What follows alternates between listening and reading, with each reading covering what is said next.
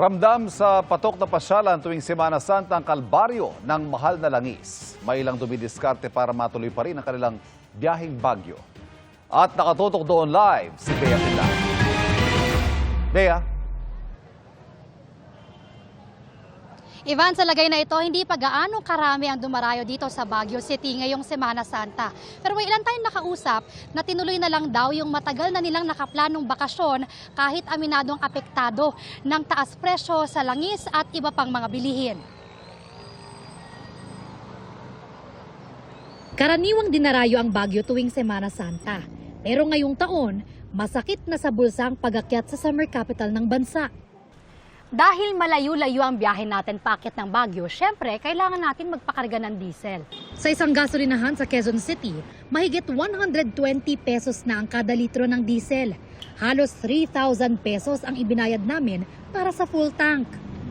Maluwag ang daan at dire-diretso ang biyahe namin kaninang madaling araw.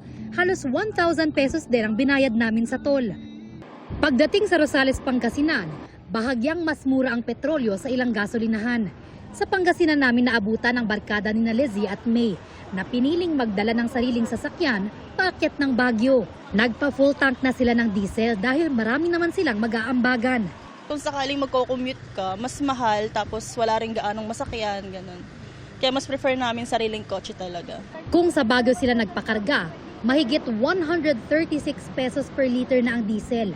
Mas mahal ng 16.35 pesos kaysa sa pinakarga naming diesel sa QC. Mahigit 250 kilometers ang aming biyahe mula QC hanggang Baguio. Lagpas pa sa 25 liters ang nakonsumong diesel, katumbas ng mahigit 3,000 pesos. Ang pamilya naman ni Queenie, team commute paakyat ng Baguio. Galing sila ng Cebu at nung Desyembre pa nilang binalak mag-Baguio. Hindi puno ang bus na sinakyan nila galing Pasay, pero halos 700 pesos ang ticket. Mabigat din po. But na-plan na po kasi tapos napaglaanan na po ng budget. Expected na mahal kasi tumaas yung gas. Pansin naman nakausap naming bus driver, mas kaunti ang mga biyahero ngayon.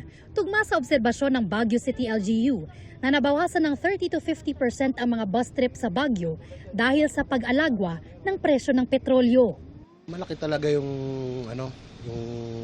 tinumal ng biyahe.